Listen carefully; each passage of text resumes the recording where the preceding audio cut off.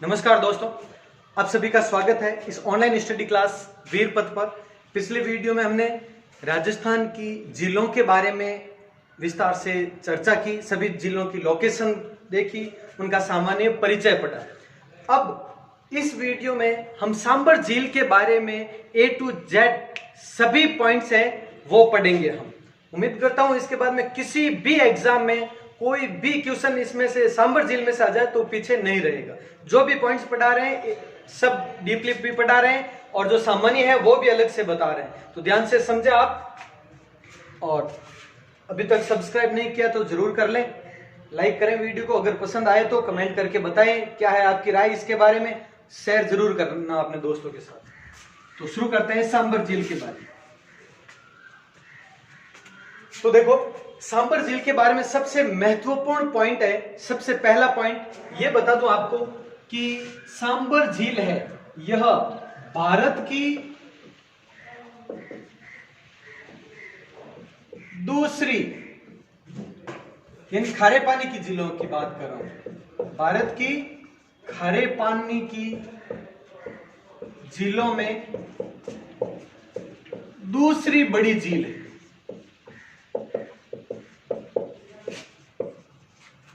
Second number पर है। तो पहली कौन सी? पहली है चिल्का झील। चिल्का झील कहां पर है? उड़ीसा में, सुना होगा आपने इसके बारे में। तो फर्स्ट पर है वो चिल्का झील है उड़ीसा की। तो पहला पॉइंट ये। दूसरे नंबर की भारत में, राजस्थान की तो प्रथम है ही है, खारे पानी की सबसे बड़ी झील, ये भारत की भी दूसरे नंबर की है। ये हो गया पॉइंट। उसके बाद में देखो, संपूर्ण भारत के नमक उत्पादन का, संपूर्ण भारत में जितने नमक का उत्पादन होता है उसका 8.7%, अलग पेन लेकर फूट ला रही, 8.7% नमक है वो उत्पादित होता है। सिर्फ कहां पर? सिर्फ और सिर्फ सांबर से। सांबर झील पर पूरे भारत में जितना नमक है उसका 8.7% होता है। ध्यान रखना, इंपॉर्टेंट पॉइंट है ये हो गया। उसके बाद में देखें आप इसके बारे में कि इसकी स्थिति कहां पर है। नेक्स्ट पॉइंट फिर बनता है कि इसकी स्थिति कहां पर, ये कहां पर आई हुई है। तो सबसे पहला पॉइंट तो जयपुर है ही है। अगर ऑप्शन में सिर्फ एक एक जिले दें तो जयपुर है ही है, लेकिन अगर ऑप्शन में क्रम दे दें तो ध्यान रखना जयपुर, जैसे कि इसकी लोकेशन के बारे में बात करें हम, तो जैसे जयपुर, उसके साइड में नागौर, इस साइड में नागौर, और यहां पर अजमेर। ये आपने मैप पर लोकेशन देखी होगी। तो जयपुर में इस जगह पर है यहां पर, यानी वैसे तो है तो विस्तृत जयपुर में, लेकिन इस और नागौर की सीमा लगती है और इस और अजमेर की सीमा लगती है। तो 3 जिलों से घिरी हुई है। यहां पर जहां पर जयपुर और अजमेर की बॉर्डर, इधर नागौर और ये जयपुर, तो यहां पर स्थित है ये सांबर झील। ध्यान रखें। तो जिले कौन कौन से हो गए? एक तो जयपुर है ही है, उसके बाद में अगर क्रम दे दें तो नागौर अजमेर की सीमा जहां पर लगती है जयपुर से सीमा लगती है, आपस की बात नहीं है, जयपुर की सीमा लगती है, वहां पर है इसकी स्थिति। अब स्थिति की बात हो रही है तो ध्यान रखें, अगर अक्षांशीय देशांतरीय स्थिति की बात हो, हालांकि इतने डीपली क्वेश्चन आते तो नहीं है साधारण एग्जाम में, लेकिन फिर भी देख ले किसी न किसी एग्जाम में पूछा गया क्वेश्चन है और आ भी सकता है आगे, ध्यान रखें। तो यहां पर देखना 27 डिग्री से 29 डिग्री, ये तो है आपके उत्तरी अक्षांश, और 74 डिग्री से 75 डिग्री इसके मध्य है ये पूर्वी देशांतर। यह है सांबर झील की लोकेशन, ध्यान रखें। अच्छा क्वेश्चन है और पूछा गया एग्जाम में, इसीलिए मॉडल पेपर में था, ये पॉइंट लिया है। अब आगे बात करते हैं इसके बारे में कि एक तो सांबर झील है, सांबर झील समुद्र तल से नीचे है, ध्यान रखना, समुद्र तल से नीचे। अच्छा पॉइंट है। नेक्स्ट, उसके बाद में देखो ये प्राकृतिक है, कृत्रिम है। कृत्रिम है तो किसने बनाया, इससे संबंधित है। तो ज्यादातर विद्वानों का मत है कि यह एक प्राकृतिक झील है, यह एक प्राकृतिक झील है, अधिकतर यही मानते हैं। लेकिन सिर्फ और सिर्फ एक जगह पर, एक स्थान, बिजोलिया शिलालेख। बिजोलिया शिलालेख की बात करें अगर, तो बिजोलिया शिलालेख में यह बताया गया है कि इसका निर्माण, यानी इस झील का, सांबर का निर्माण 551 ईस्वी में, 551 ईस्वी में वासुदेव चौहान द्वारा करवाया गया। वासुदेव चौहान द्वारा करवाया गया। तो ध्यान रखें, 551 ईस्वी में वासुदेव चौहान द्वारा करवाया गया। सांबर का निर्माण किस में लिखा था, ये लिखा था आपके बिजोलिया शिलालेख में। पॉइंट ध्यान रखना आप। उसके बाद बात करते हैं हम नेक्स्ट कि इस पर क्या क्या है, प्रमुख चीजें वगैरह वो देखते हैं। तो इसमें एक तो ये ध्यान रखें आप, इसे रामसर साइट का दर्जा दिया गया। ध्यान रखें, 1990 में सांबर को रामसर साइट घोषित किया गया।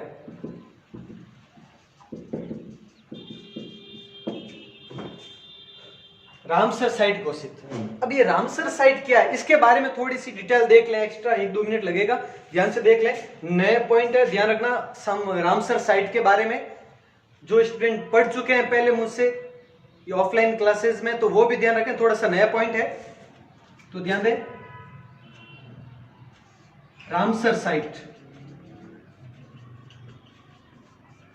पहले तो ये है क्या रामसर साइट। साइट तो स्थान, जगह के लिए है। ये रामसर क्या है वो देखो, ये रामसर है वो ईरान का एक शहर है। रामसर शहर ये है ईरान में। यहां पर इस जगह पर एक अंतरराष्ट्रीय समझौता हुआ था जिसे आर्द्र भूमि या नम भूमि भी कहते हैं, जिसको आर्द्र या नम एक ही है। आर्द्र भूमि विकास समझौता हुआ। और ये समझौता हुआ कब, अगर ऐसा आए तो ध्यान रखना, ये समझौता हुआ 1971 में। 1971 में ये समझौता हुआ।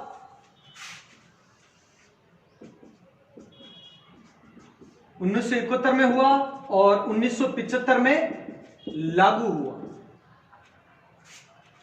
समझौता 1971 में हो गया था वहां पर, लेकिन पूर्ण रूप से लागू 1975 में हुआ। अब इसके तहत होता क्या है, विश्व में कुछ ऐसे आर्द्र भूमि क्षेत्र चिन्हित किए गए पूरे विश्व में, जिनको एक्स्ट्रा थोड़ा केयर की जरूरत है या जिनको और अधिक विकास की आवश्यकता है। तो ऐसे क्षेत्र को चिन्हित करके ये अंतरराष्ट्रीय स्तर पर उसकी मदद की जाने लगी। तो उसमें ध्यान रखें, कुछ टाइम पहले तक भारत में 8 और राजस्थान में उनमें से 2 थे, लेकिन अब ऐसा नहीं। अब ध्यान रखें, भारत में थोड़ी स्थिति चेंज हो चुकी है, राजस्थान में तो वही है।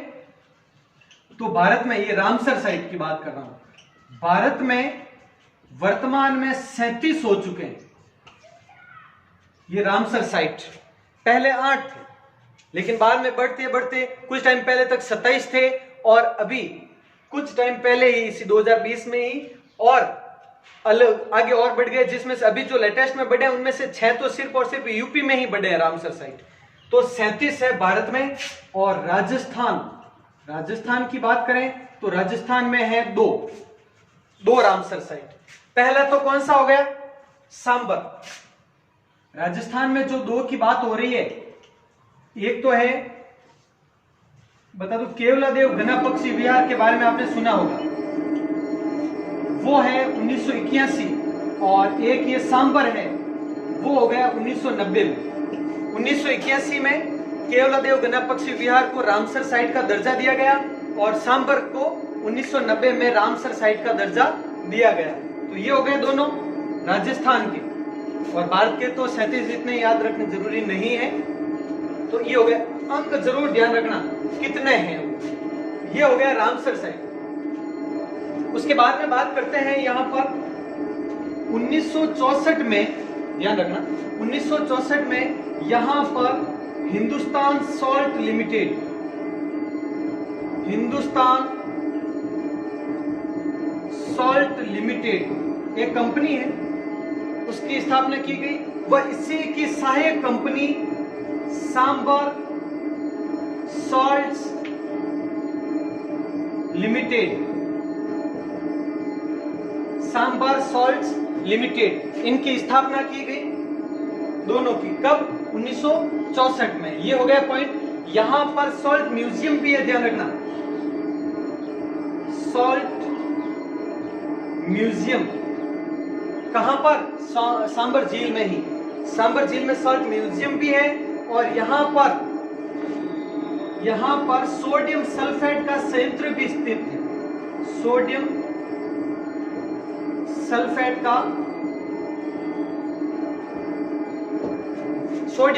का संयंत्र भी स्थित है। तो सॉल्ट म्यूजियम भी है, सोडियम सल्फेट का संयंत्र भी है। और 1964 में हिंदुस्तान सॉल्ट लिमिटेड व सांबर सॉल्ट लिमिटेड की स्थापना भी की गई यहां पर। ये पॉइंट रामसर साइट के बारे में देख लेना आराम से। 1990 में इसी सांबर झील को रामसर साइट घोषित किया गया। बिजोलिया शिलालेख में सांबर का निर्माण 551 ईस्वी में बताया जाता है, वासुदेव चौहान के द्वारा। प्राकृतिक झील है, समुद्र तल से नीचे है, और ये जयपुर में है, और जयपुर नागौर अजमेर की सीमा पर है, मेन जयपुर में ही है, ये भी ध्यान रखना आप। इसकी लोकेशन है अक्षांश और देशांतर के हिसाब से ये 27 डिग्री से 29 डिग्री के मध्य, जो जैसा मैंने बताया था शुरुआत में राजस्थान की लोकेशन, उस हिसाब से जयपुर की लोकेशन क्या है वो आप लगभग अंदाजा लगा सकते हैं, आप लगभग में आंसर पता लगा सकते हैं। वो वीडियो आप जरूर देखना अगर नहीं देखा है तो। और 8.7% नमक उत्पादन होता है, खारे पानी की दूसरी बड़ी झील है। तो ये पॉइंट पहले आप स्क्रीनशॉट ले लें, आराम से पॉइंट ले लें।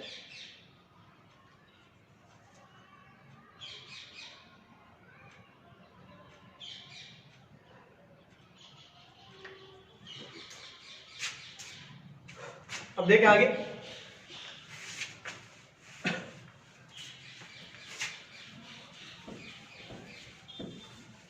इस झील के बारे में कुछ आगे पॉइंट पढ़ते हैं।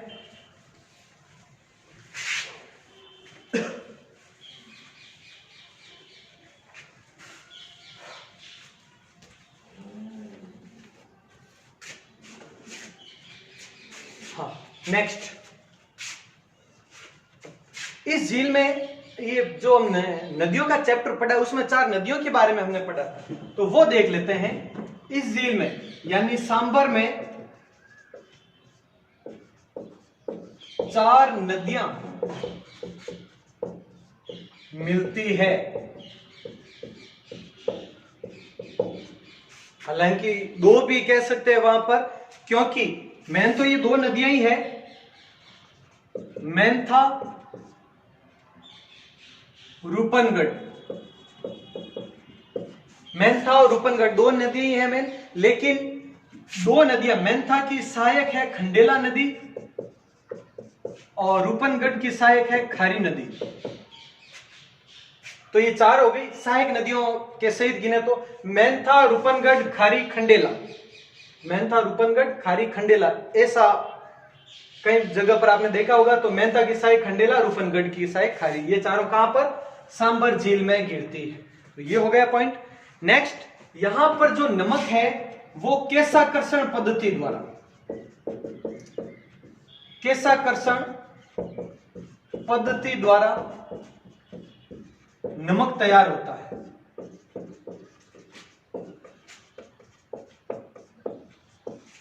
अब केशाकर्षण पद्धति द्वारा कैसे? केशाकर्षण पद्धति को ऐसा नहीं केस का आकर्षण वगैरह ऐसे बालों से, वो नहीं है। केशाकर्षण पद्धति का अर्थ होता है एक ऐसी पद्धति है नमक तैयार करने की, जैसे कि जो ये लवणीय सैलें होती है, चट्टानें वगैरह, उन लवणीय सैलों की कुछ परतें बनती है। उन परतों से अलग अलग क्यारियां बनाई जाती है, क्यारियां बनाकर बनाया जाता है। तो वही है, ऊपर एक परत बन जाती है, उस परत से अलग अलग बनाया जाता है नमक को, वो केशाकर्षण पद्धति कहती है। और यहां पर जो नमक तैयार होता है उसे भी क्यार नमक कहते हैं, क्यार नमक प्राप्त होता है। यानी केशाकर्षण पद्धति द्वारा नमक तैयार होता है लवणीय सेलों की परतों से क्यारियां बनाकर, और यहीं पर क्यार नमक तैयार होता है, ये ध्यान रखना। अब देखो यहां पर इस क्यार नमक में स्पाइरुलिना नामक शैवाल पाया जाता है। स्पाइरुलिना, ध्यान रखना, नामक शैवाल पाया जाता है। स्पाइरुलिना नामक शैवाल पाया जाता है किसमें? केशाकर्षण द्वारा प्राप्त होने वाले नमक से। स्पाइरुलिना कभी डीपली क्वेश्चन पूछे तो ये आ सकता है, तो इसलिए बता रहा हूं मैं आपको। देखो जो सीधे क्वेश्चन आते हैं वो भी बता रहा हूं, और जो डीपली क्वेश्चन आ सकते हैं वो भी बता रहा हूं, ध्यान रखें आप।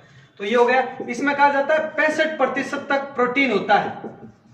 जो स्पाइरुलिना नामक शैवाल है उसमें 65% तक ये प्रोटीन की मात्रा पाई जाती है। तो ये हो गया ये। अब नेक्स्ट पॉइंट बात करते हैं हम सांबर झील के जल में। इसके जल में ध्यान रखें, सांबर के जल में खारेपन की मात्रा को कम करने के लिए, खारेपन की मात्रा को कम करने के लिए दो चीजें ध्यान रखना। एक तो है स्वेडा फ्रूटी, ध्यान रखें। सांबर के जल में खारेपन की मात्रा को, यानी जब जल ज्यादा खारा हो जाता है उस स्थिति में, तो देखो दो तरह की, एक तो स्वेडा फ्रूटी एक तरह की एक स्पीसीज है, एक वनस्पति है, और एक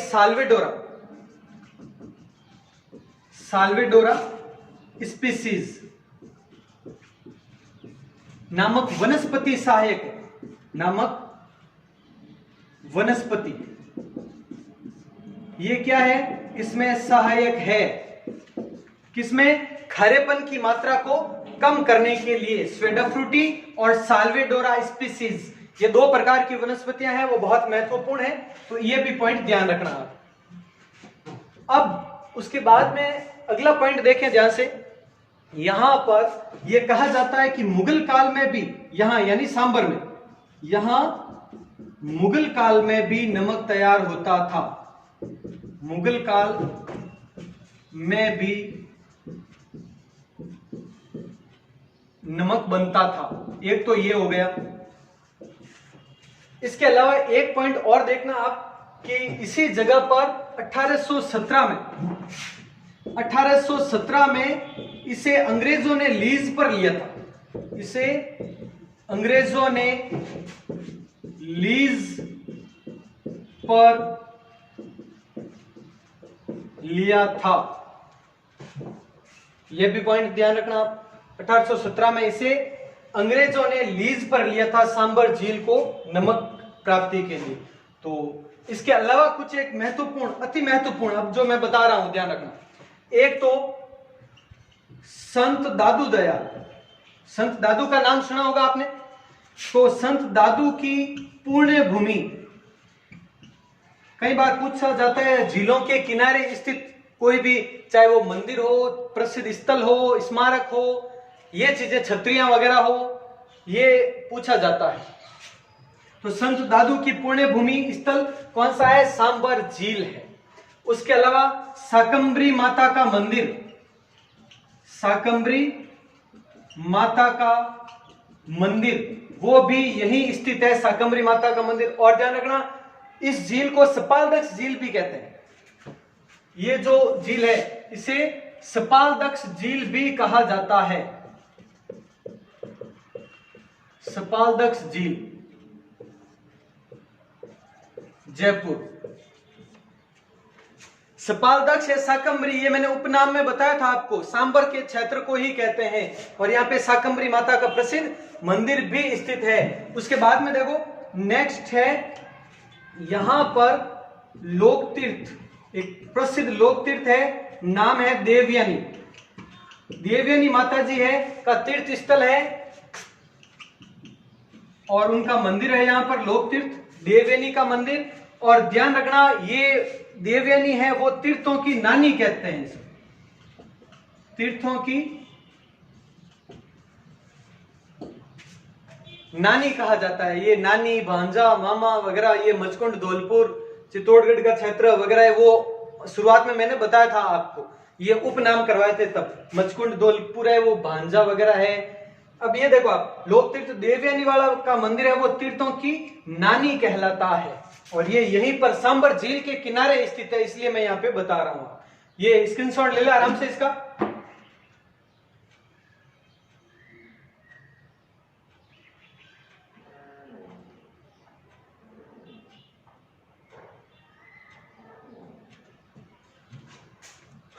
तो ये हो गया पॉइंट आपके। इसमें एक पॉइंट इसमें देख लेना आप, इसकी लंबाई चौड़ाई के बारे में। सांबर झील की लंबाई, सांबर झील लंबी कितनी है, चौड़ी कितनी है और इसका प्रवाह कितना है, इसके बारे में। तो इसकी लंबाई है वो है 32 किलोमीटर, 32 किलोमीटर लंबाई है। इसकी चौड़ाई है वो 3 से लगाकर 12 किलोमीटर, मिनिमम 3 है, मैक्सिमम 12 है। और काफी गाइड में ये लिखा है कि इसका प्रवाह टोटल मिला है तो लगभग 500 के आसपास होता है, 500 किलोमीटर समथिंग है। एक दो गाइड में देखा था, अब ऑथेंटिक है नहीं इसके बारे में नहीं कह सकते क्योंकि हर एक गाइड में नहीं मिलता है इसका ये क्षेत्र, कुछ एक आध गाइड में देखा था जिस आधार पर मैं कह रहा हूं। बाकी ये तो 32 किलोमीटर और 3 से लगाकर 12 किलोमीटर लंबाई और चौड़ाई तो हर जगह पर मिलती है और एग्जाम में क्वेश्चन भी पूछे जा सकता है इनके। तो ये हो गई सांबर झील के बारे में कंप्लीट। जो भी आपको जानकारी दी गई है सांबर के बारे में, छोटी से छोटी जानकारी भी और डीपली भी, गहराई से भी आपको बता दिया है। इससे ज्यादा शायद एग्जाम में नहीं पूछे जाएंगे क्वेश्चन। और नेक्स्ट में अब डीडवाना है, नागौर की सभी झीलें या पचपदरा झील है, लूणकरण सर है, खारे पानी की झीलें कर लेते हैं अगले 1-2 वीडियो में। उसके बाद में मीठे पानी की झीलें करेंगे। तो आप कंप्लीट और कंटिन्यू बने रहे साथ में, ये ध्यान रखना। कंटिन्यूटी रखेंगे तो ये आपके राजस्थान ज्योग्राफी 100% आपके कंप्लीट हो जाएगी। तो ठीक है, मिलते हैं अगले वीडियो में। मस्त रहें, स्वस्थ रहें। जय हिंद, जय भारत।